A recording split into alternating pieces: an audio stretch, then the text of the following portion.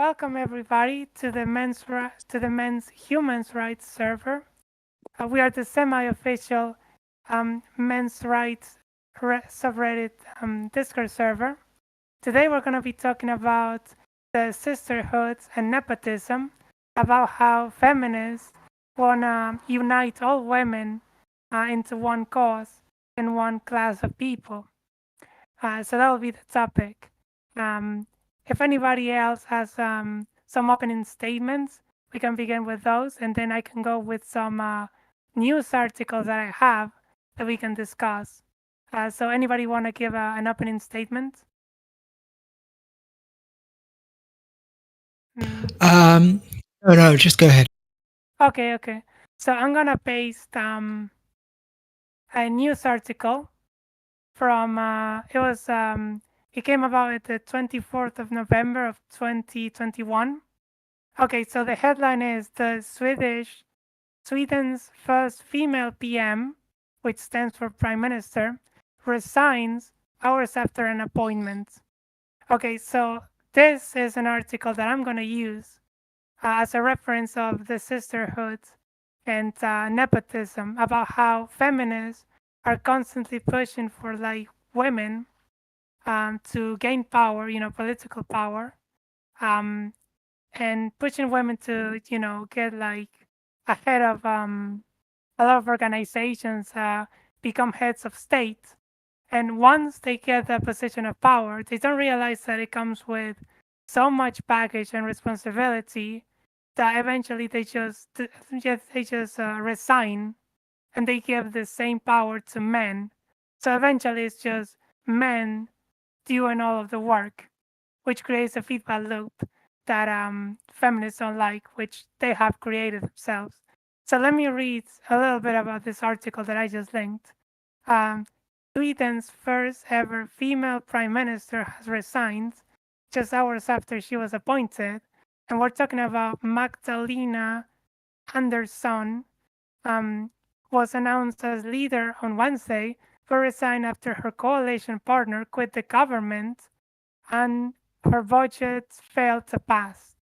Instead, Parliament voted for a budget drawn up by the opposition, which includes the anti immigrant far right.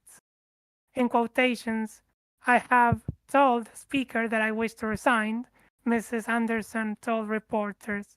Her coalition partner, the Green Party, said it could not accept a budget drafted for the first time with the far right.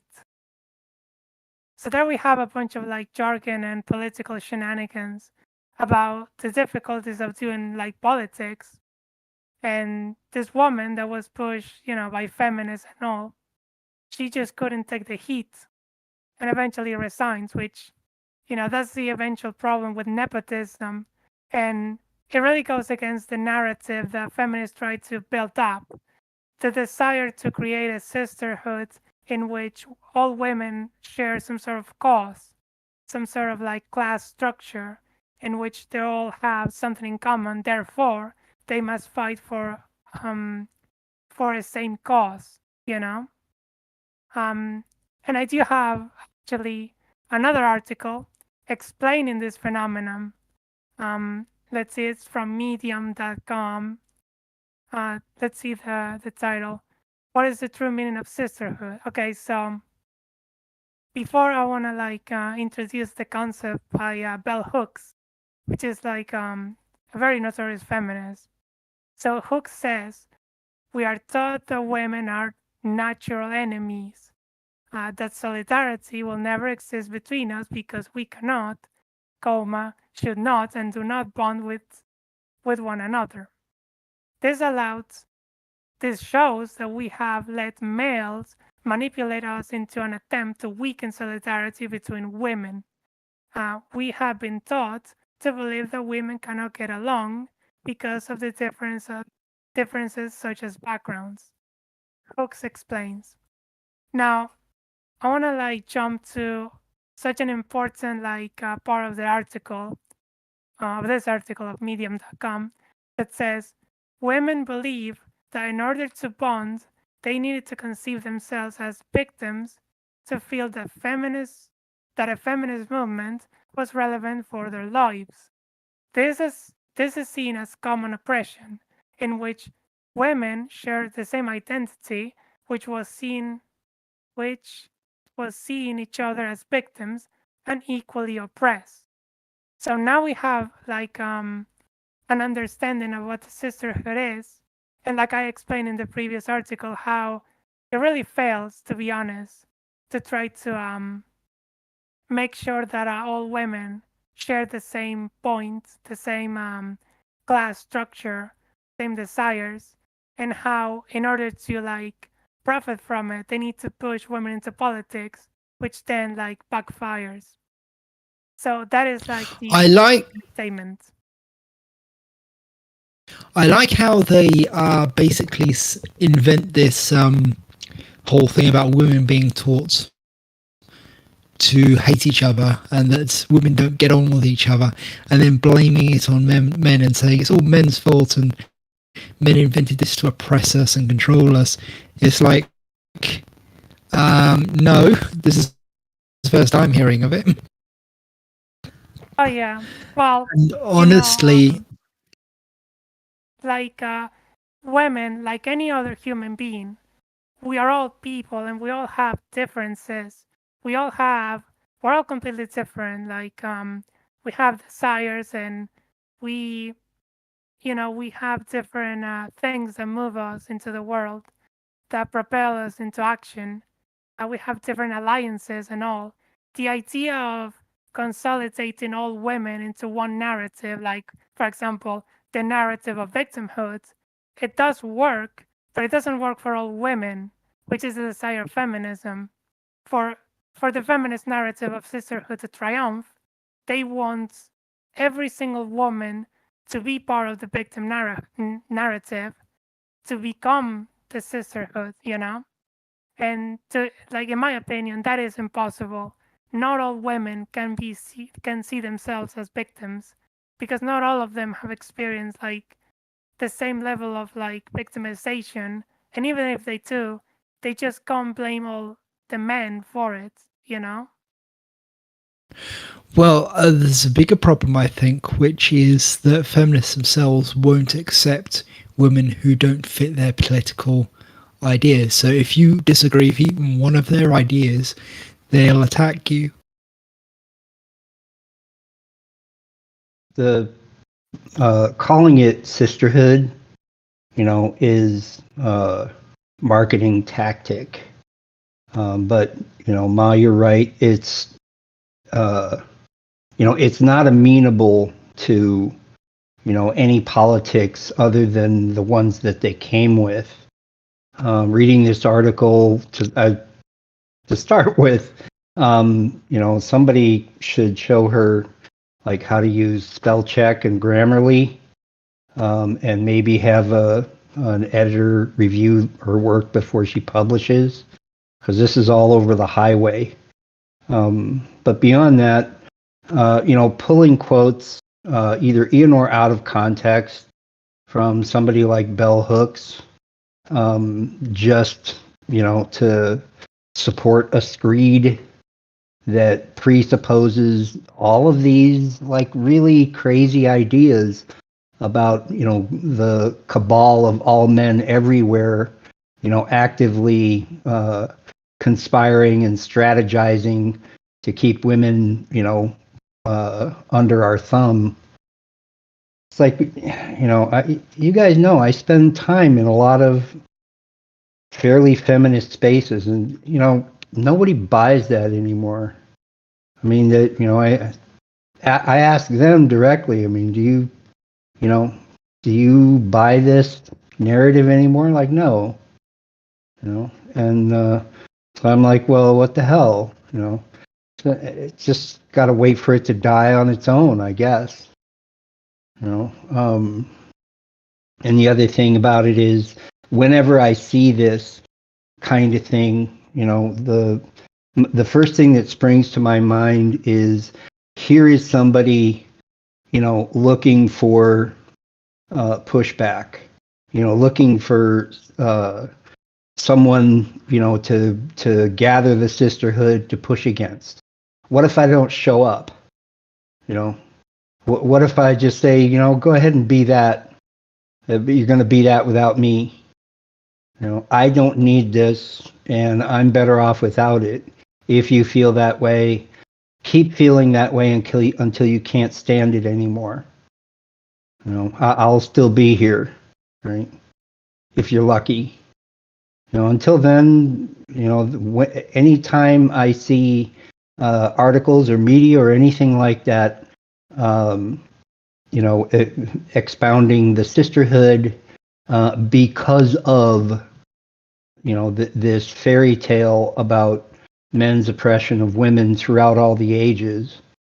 I say, you all are going to just keep saying that until you find out that nobody's listening anymore, because they're not. And people Well, I have mean, other the real concerns thing. and they're busy, and they have lives to live. And a sister, if there is a real crisis, and if there is a real emergency and a real enemy, then sure, I mean, sisterhood makes perfect sense. None such exists. It's not there.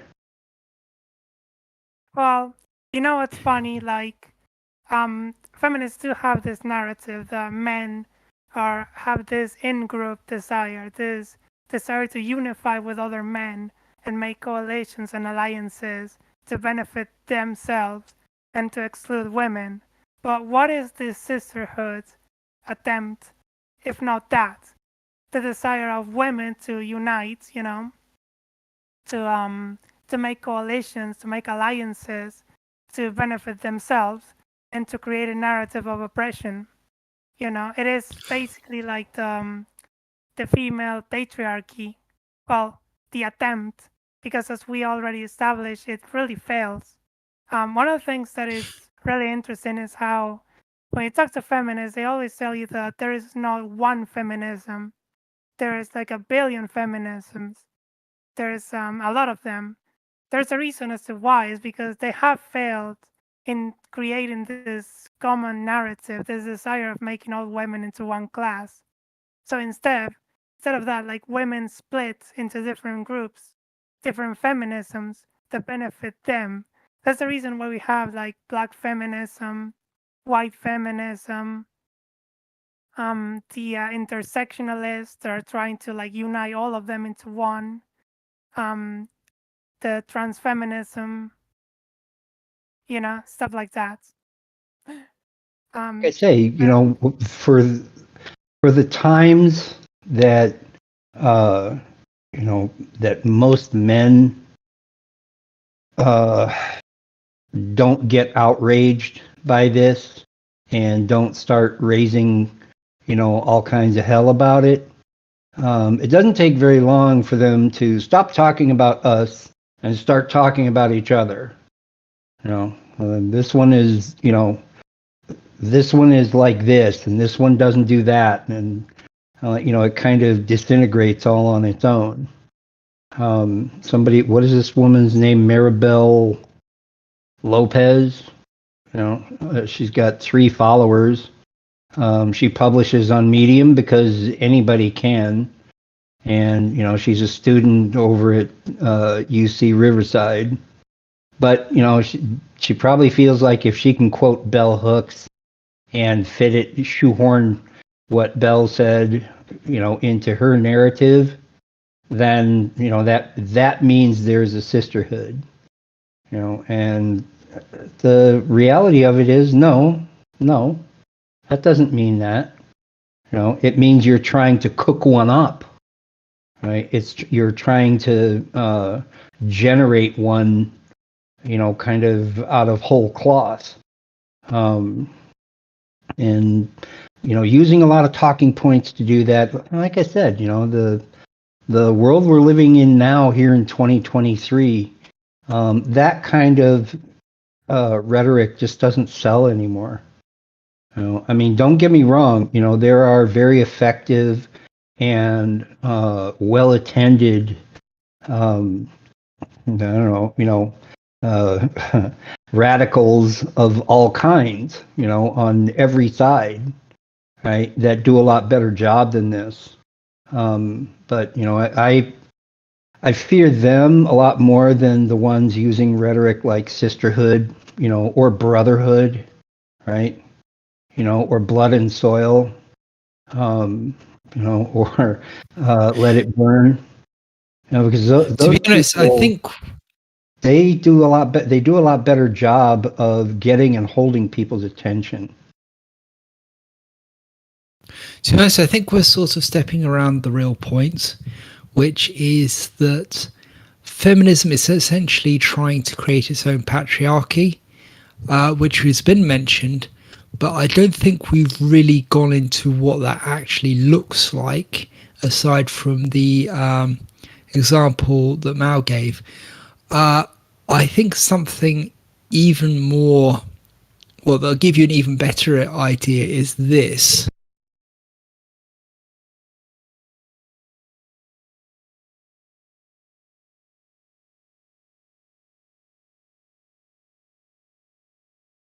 Right. So what this is an article called How to Hide a Promiscuous Past from Your New Man.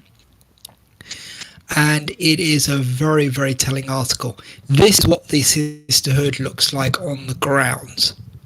This is the sisterhood essentially teaching women to lie and abuse for mutual gain. So the idea is that all women band together and I'm reading the article and it's insane. You can keep talking, I'm gonna keep reading it. But wow. yeah, well, the article, let me just show you how the article starts off.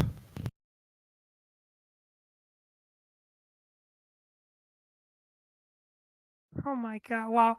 Let me read it a little bit. Okay, so it starts really strong with some pretty insane declarations. Okay, so it says it's from afru.com. First of all, let's make one thing perfectly clear. There is absolutely nothing wrong with being a slut. Okay, well, that's not whatever. Let's ignore that. The fact is that you have to kiss a lot of frogs before you find a prince, blah, blah. Let's go with the incendiary stuff. In an ideal world, men wouldn't care about our number one whatsoever. But seeing as this is still a white supremacist patriarchy, we're going to go ahead and assert that men absolutely will find issue with a woman having scored numbers on a higher end of the slut spectrum. Wow. So this is pretty interesting. Like this is a pretty interesting manipulation tactic that a lot of people do. Is like, how dare you find an issue with me? Like when we're still living in we still have problems in the world elsewhere. So basically, if you find problems with a woman having like a lot of sexual partners, you're part of the problem. You're part of the the white supremacist patriarchy, and it's very interesting. It's like pretty like childish. It's like saying, you are a bad man, so therefore you have no right to complain. Like even the fact that you're complaining is actually making you the bad man. So it's pretty childish. And before I continue, like there is a reason as to why men do have a problem with like women with higher sexual partners, and that is, as everybody knows, like paternal uncertainty. Like everybody can just Google that. There's no need to go into the details on it. You can continue, Ma, if you want. Yeah, well, basically what I'm saying here is that this is the sisterhood covering for each other. This is a sisterhood encouraging bad behaviour among each other. In fact, it's exactly what feminists accuse men of doing in locker rooms. Oh yeah, It true. is, yeah. I mean, it's all protection. Like, Like Yes, I guess it's my question is, who are which men are these women lying to, and what are they protecting themselves from? Because I look at all this and think to myself, this looks like an enormous waste of effort. Modern men know that women are, sexually active, more or less, depending on how much they want and how much they can get. I mean, this person seems to be really convinced that we care. It's like it's nested in the idea that that we care in terms of who we're going to be, getting in long-term relationships with or wifing up. And I'm sorry, but most guys I know have bigger problems with long-term relationships and wifing up than the his partner's past. This just looks Hmm. like a complete waste of time. Well, it might look like that, but you're not really seeing it from the feminist point of view, because all of this is an attempt to deconstruct society, because what they want to do is make it so there are no standards anymore. It's like men shouldn't have the right to expect a woman like with a low number of partners, or even to choose. They hate the idea of men choosing women. So they want to make it like they want to make sure men feel like pressure into getting with any woman. Like if they're successfully make every man feel like every woman is lying, and that promiscuity is perfectly acceptable, then there is no choice. There is no some women are for me and I can reject some. It's like all women are the same, and you have to accept us and you have no right to criticize us. That's what they really want at the end of the day with this. Like, just look at all those points of Oh, like you're absolutely right. No, you're absolutely right. This is antisocial, but strategically antisocial because there's this, kind of semi-mystical belief that if we, tear down the patriarchy and we tear down the current social order, that people like this are going to be fully capable of constructing, a newer, better, and more permanent utopia. I wouldn't yeah, have these people take out my garbage because they would get lost on the curb and they would steal the can. Right? hmm, These, the overall, presentation here is enough for me to say, if you get your way, if you succeed in your revolution, what you'll end up with is much worse than nothing. You know, but like I said, they can't be made to believe that until they're given, some pretty irrefutable proof. And I'm not really yeah. sure how to provide that right now. Except So to say that, things are already getting much worse and, you can blame yourself for it.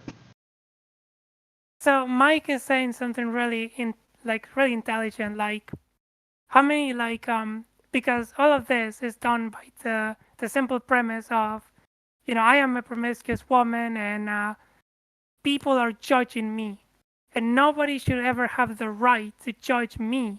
Therefore, if every woman behaves like me, and if I encourage other women to lie, so it appears like everyone is like me, then I become the norm. I become the new normal. I can control society that way. How many men, if they really feel threatened, like if their parental uncertainty is triggered, how many are they just gonna choose not to date women at all, like Mike is saying? How many of them are just gonna be like, they're just gonna become MGTOWs and be like, this is not even worth it. So they're creating their own enemies this way. The patriarchy that they fear so much. Right. It's a really circular argument because they're promoting the idea of all this subterfuge and shenanigans for the purposes of hiding your past and hiding who you really are from the one that what you somehow want to settle down with. You know, that train already left the station.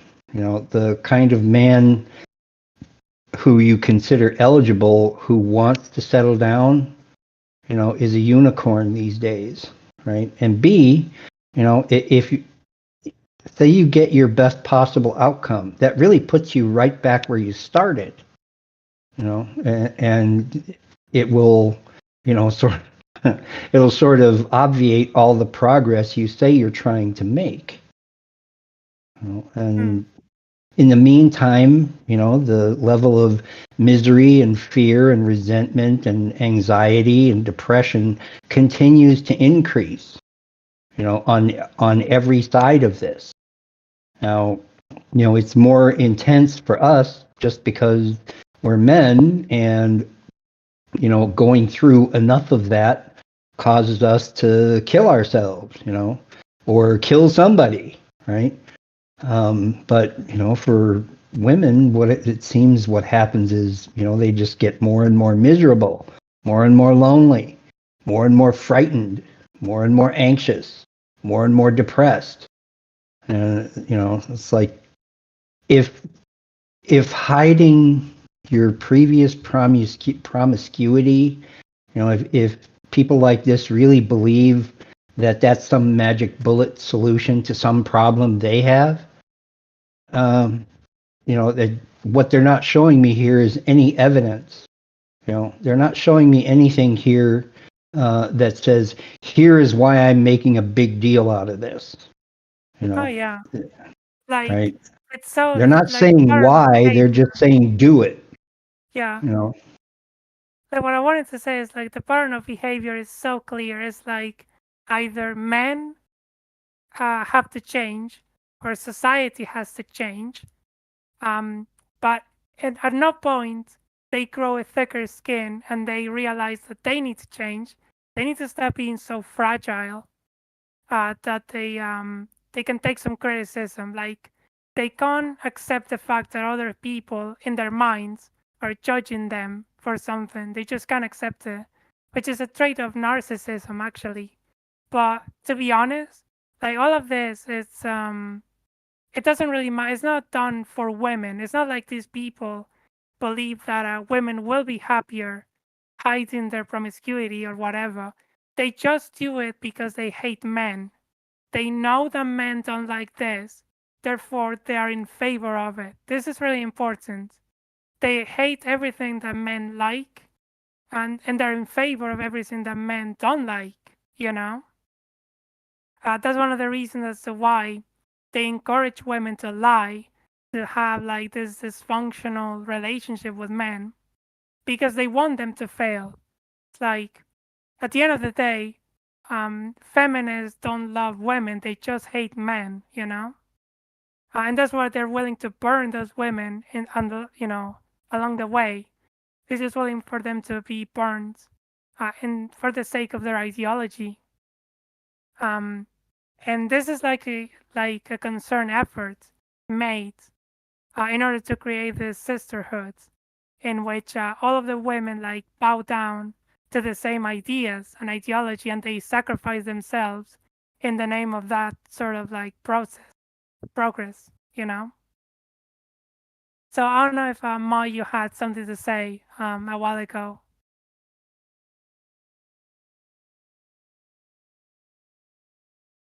Hmm. Um, yeah, so like the last point, point number 8. It's very telling. It's and finally, the closing statement is always bring trusted friends in on the conspiracy. So this is very telling about the type of concern effort they want to put, because they want like every woman to be part of this. It's like the desire to bring the lowest common denominator, and that needs to be every single woman. Like if a woman lies, then every woman needs to lie. So there is no distinction between them, which reminds me a lot of like their desire to destroy everything that makes women different. Therefore, there can be some sort of unity between the women, so the sisterhood can finally be created. But as we can tell, it always fails. But they are willing to they're willing to sacrifice some women along the way to get their way. Hmm. Really, a lot of them, more than they probably even believe. But like I said, sacrifice them and go through all these, really kind of outrageous and unrealistic efforts.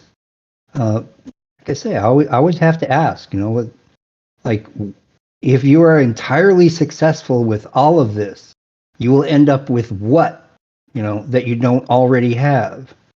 I mean, some guy, really, I mean, because it all seems to be pulling in this direction of, do this so you can, bag, again, some random schmo that you've taken a liking to. And like I said, I believe in letting people, do what they're doing until they can't stand doing it anymore. And maybe enough guys that are A, concerned enough about, a woman's past to need it to be pure, and B, are dumb enough to fall for this kind of thing. Maybe when they run into and get run through by enough of them, they'll say, well, maybe that was, maybe this whole thing was a bad idea to begin with. Yeah, I and think we can say that all day long, but clearly, not every woman believes it. Every woman, that I have any dealings with already knows this. They already understand clearly this is not the way. But apparently, there's a whole market out there of, I guess, specifically women, that are like naive enough to buy this. This all looks ridiculous. It really does. and it's really important to take note of something. This article from afro.com, this this desire to like bring women together to do this. This is just an extreme example. This is very open, an open discourse, an open tactic.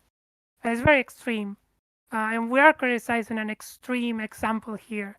But if we ever wanna, if anybody wants to see some very tiny praxis, feminist praxis, all they need to do is go to the subreddit female dating strategy, where they do very similar things on a much Yeah. smaller scale, Yeah. less extreme, but it's all part of the same game, and we can totally criticize them the same way. We don't need to go to the very, very extreme to see that there is a problem, What were you going to say, Taz? Well, like right now, I'm looking at M Painter's comment to me. Most of the women that would get our attention, for whatever that's worth, for any kind of relationship, it's like knowing better than this and not buying into things like female dating strategy or pink pill, any of that stuff. That's baseline. If they can't meet that standard, forget about us for a second. Of what use are we to them? They already have like this insane crusade in their head, right? That's based on nothing and is doomed to go nowhere. I want them to go there, as quickly as possible, as long as they go without me, right? As long as I'm not part of it, however many of them want to run hard off a cliff, I say let them go. I mean, maybe that's mean of me, but whenever I see articles like this, and whenever I see media that still for whatever reason promotes girl boss and you know kill all men and all that stuff. I'm like, nobody's buying that anymore, right? The people that have any level of experience in the real world just look at that the same way I do. They just look at it and say that's meaningless, to the point of being dangerous. The only ones, and I'm talking about feminists as well, the only ones that have any uh, clear picture, that they do have actions to take, right? That there are things that women should and can do. Those kind of women are willing to do those things, right? And they're not afraid of it, right? And they certainly don't go around, figuring out ways to hide their past sexual adventures. They just like go through the world knowing that, the kind of men that they want to have anything to do with, don't worry about things like that anyway, right?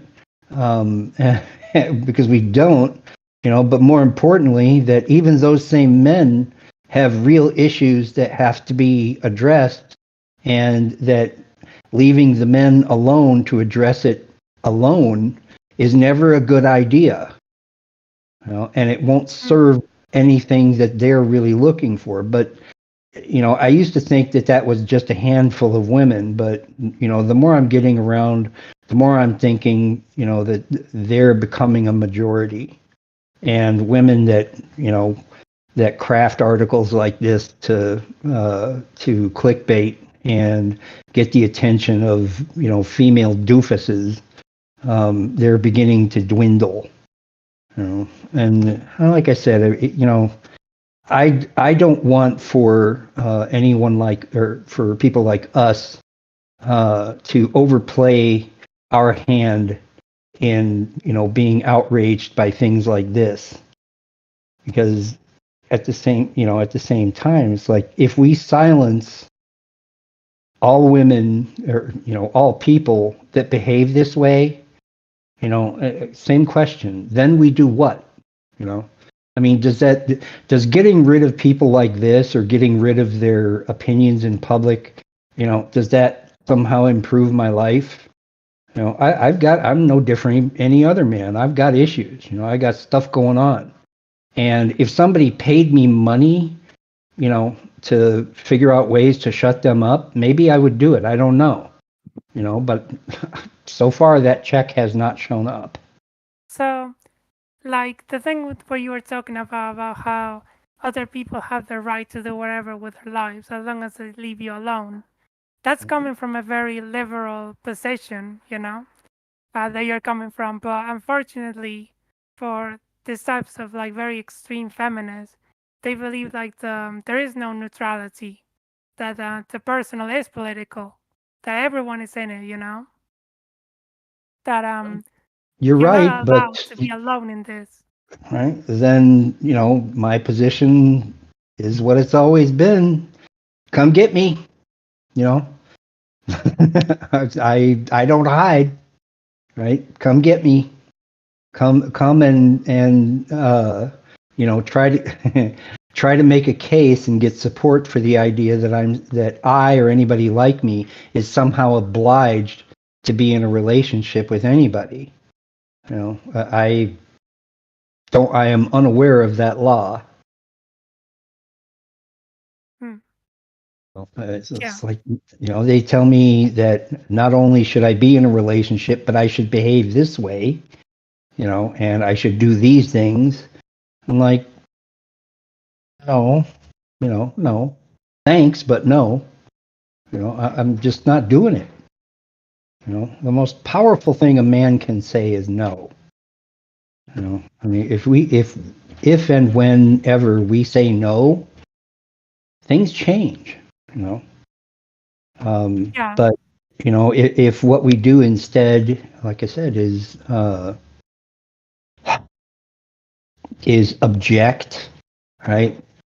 and outrage, then there's no reason for these people to stop doing the things they're doing, because they consider that a success. If there's sufficient outrage on one side, there will be sufficient pushback on their side, and the band plays on. I mean, it just goes on, indefinitely. But if we just say we're not doing this anymore, and you can't make us do this anymore, you know, um, what are they going to do then? Like Yeah. I said, what if I don't show up? So getting back to the original topic about how the feminists have a desire to construct a sisterhood in which all of the women see themselves as equal, they do run into a problem that was outlined in one of the articles that I mentioned about. The problem is like there's a lot of things getting into their way, like classism, racism. There was another one um, that I'll look up, but what they're struggling with is the very human desire to eliminate things that get in the way of uniting people, And you can totally see that when it comes to like every single movement. Um, for example, like every single religion struggles with that, struggles with xenophobia, struggles with racism. Like they want most religions that want to become global, they want people to leave aside those things so everybody can be part of the faith. Well, unless it's like an ethno religion in which they only want one ethnicity to be part of it. But most global religions struggle with that. And not even them, not even the global religions have been able to solve those problems. And when it comes to the tools that feminism has, it really leaves a lot to desire. Because the only tool they have is like victimhood. That's one of the things that really infuriates feminists. Beyond all, like, you can talk to a feminist about everything, anything you want.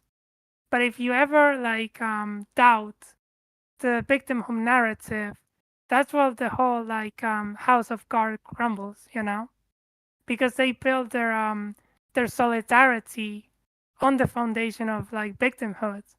If women can't unite on the desire of victimhood, then there's nothing. Like everything comes back. Like the racism comes back, the classism comes back, the sexism, transphobia, xenophobia.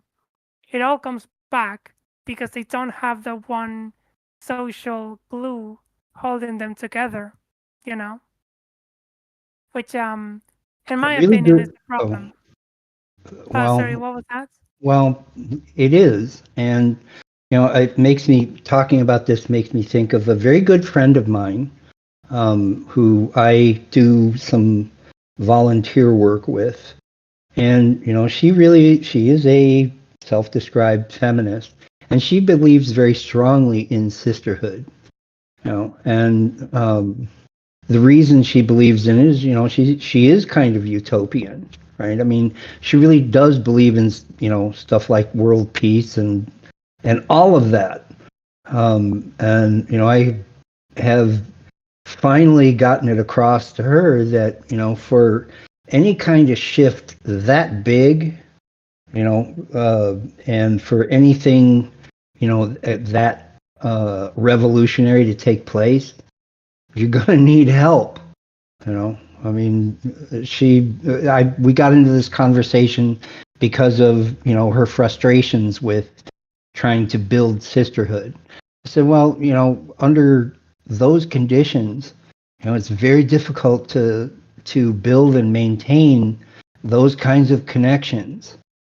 So what do you mean? I said, well, if there's no men around to scream at, all you have is each other, right?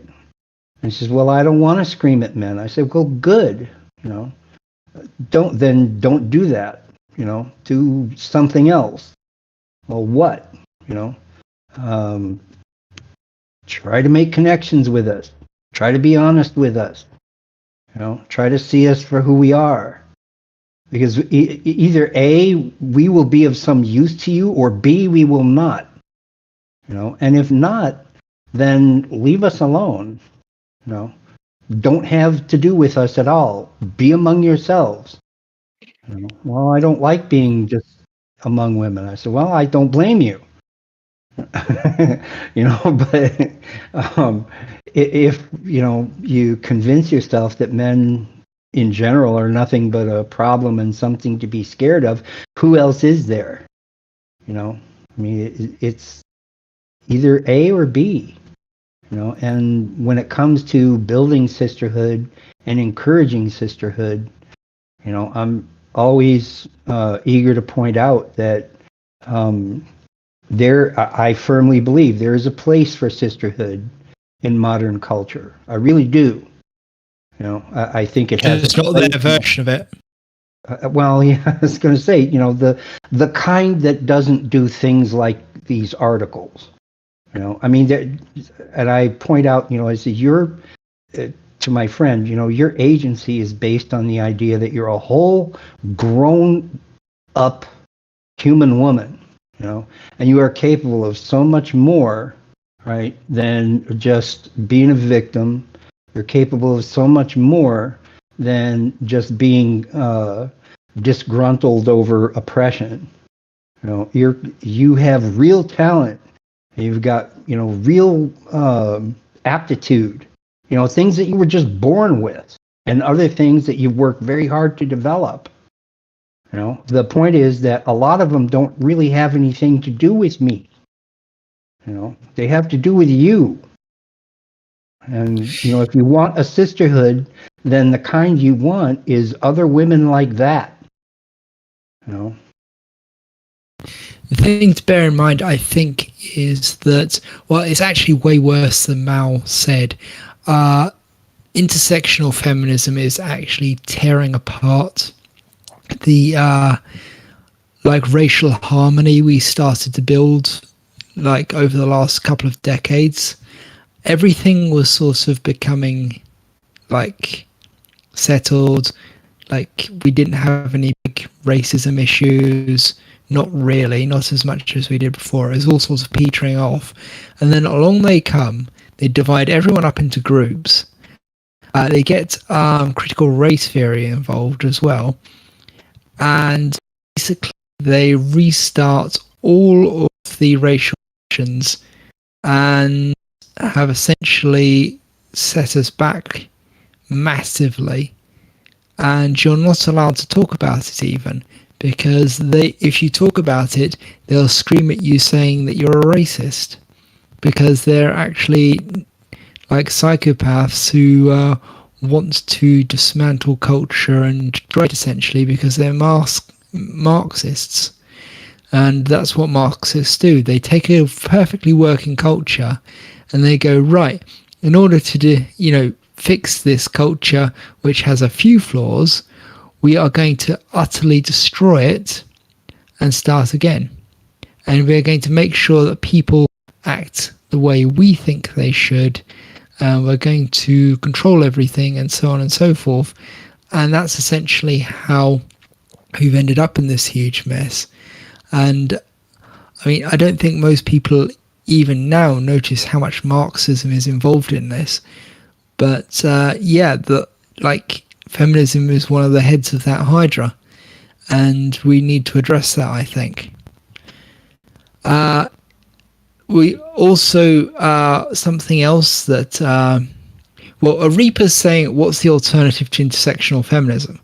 Well, what you actually need is not intersectional feminism. If you've got not intersectional feminism, then your chances of everybody getting on are massively improved, and people will just sort of settle down and make friends with each other if you're not pushing them to think of themselves as victims of other races, other groups who you define as social classes who are universally oppressing them. We actually have a lot of problems with racism which are arising now because of all of this stuff that they're pushing, and sexism too. I mean, these articles that are all going on about how much they hate men, It's not because all of these people are victims. It's because all of these people have listened to people who have told them they are victims, and they're like, aha, I think I can get on the grift train. And so they get on the grift train and they talk about how much of a victim they are, and they realize, hey, men don't really have any defenses against a woman who's crying and sobbing and saying, I'm a victim. So, the harder I push this, the more men do what I want. And the Well, more on top women of do that as what I want well, as well, one to a good sorry to extent. interrupt, but one thing that you have to consider in there is that there are men who are actually aggressive, violent oppressors of their wives, of their family. So, by having a few of those examples in the front, it's easier to paint all of the rest of men as equals, to turn them into an enemy, because it's unnatural for humans to band together unless they're fighting something. So one of the main drives of feminism is taking a few bad men, painting the rest of the men like them, turning men into the enemy, and using them as the social glue to unite their movement. Yeah, Oh yeah, yeah. that's the case. It's not just that, though. I mean, it's like they are using actual racist rhetoric. Well, actual tribalist rhetoric is the best thing to say, because if you call it racist rhetoric, then you'll only notice it when it fits a certain pattern. But what this actually is tribalistic rhetoric. And they're essentially setting up the different groups as tribes. And by doing so, they pit them against each other, and it becomes a competition, and the tribes will do it to themselves now that they've been divided. I seem to recall that Tutsis and Sunnis were basically this. Was it Sunnis? The Tutsis and the others Bantu. were basically. Pun? The Tutsis and the, I believe, Bantu. Bantu. Well, I'm not Yeah. sure what the other group was called, but essentially they were one group, and somebody came along and started dividing them against each other in order to control them, basically. And well, look at how that ended, and the ramifications from that are still being felt. But what So But that's we human really have to psychology. unite against that. That's what we have to unite against. We have to be the sanity tribe, which includes everyone, versus the non-sanity tribe, which just includes these Marxists and intersectionalists and all that sort of stuff. And if we can do that, we can break their own rhetoric. However, that's human psychology 101. It's well known amongst people who study humans uh, that the best way to unite a tribe is to give them an enemy. So you're asking humans to, first of all, notice their own biases that are encoded in their genetic code, because it's not only humans, monkeys do it too, and several other types of apes.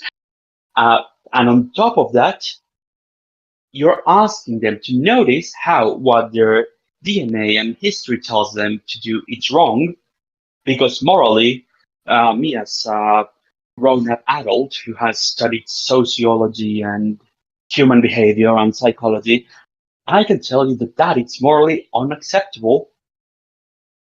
But you're asking the average person who think about how stupid your medium stupid person is, and then consider that half of the humans are dumber than that.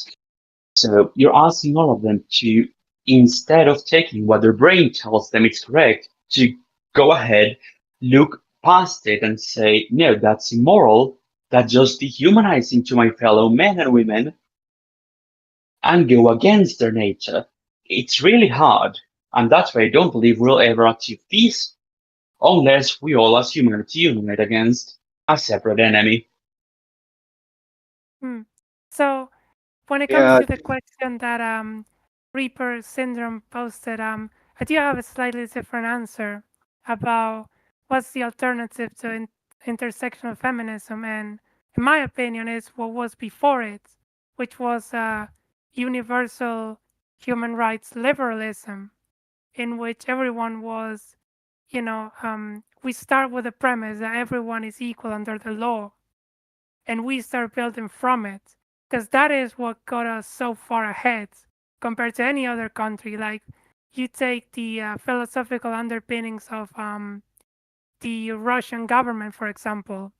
They don't believe in that. They believe that the people in the government must be superior to the rest in order for them to do their jobs. We don't really have that if you begin with liberal philosophy, you know. And then, unfortunately, like liberal philosophy is so open-minded, so accepting, that it allows like very insidious ideologies to come forward to try to subvert it, because that's like their main problem. That's what really got us into other types of issues, because the very extreme Marxists, the very extreme feminists, they saw what liberals were doing, and they said that's not enough. That's not everything that we want. You're not fixing the problems fast enough, and you're not giving us the solutions that we want. So therefore, liberalism and the principles of the Enlightenment needs to go away so we can have what we want. So that would be my answer. I don't know if anybody else wanted to add to that. I think that's true, Honestly, and I think most of what we see, from from intersectionalists of all kinds, it really isn't for the purpose of overcoming tribalism. It's for the purpose of using tribalism to destabilize and eventually, uh, just deconstruct and destroy the current social order and the current culture. But when uh, Gears and Teeth was right, to say that by nature, people are most given to unifying and kind of getting off their butts when they're presented with an enemy.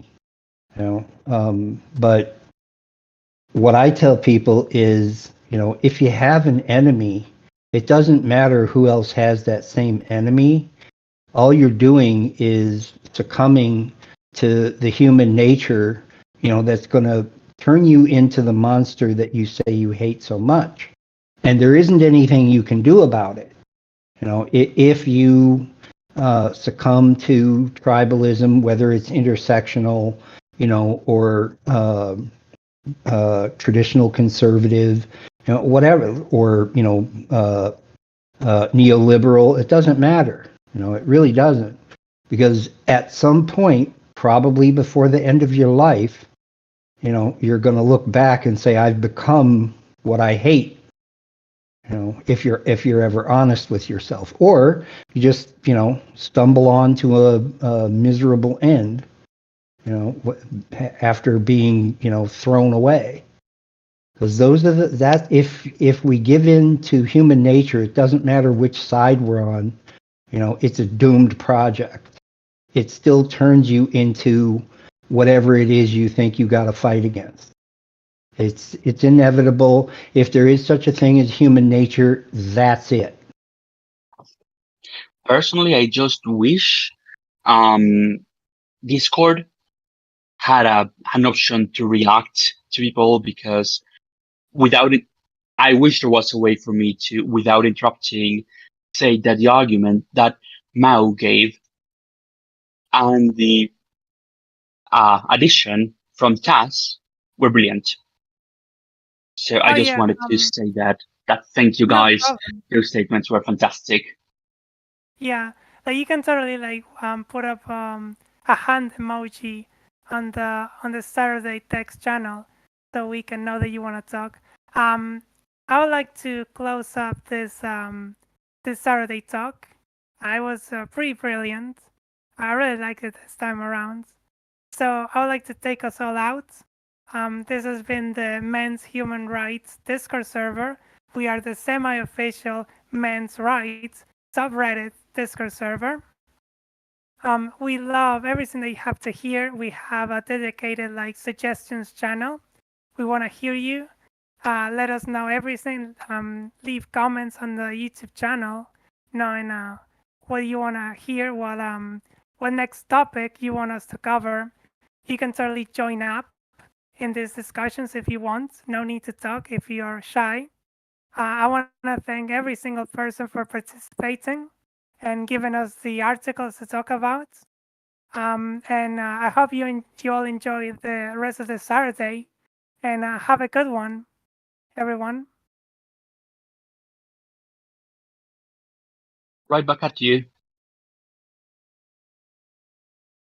Thanks, Mao. And thanks, Ma. Thanks, everybody.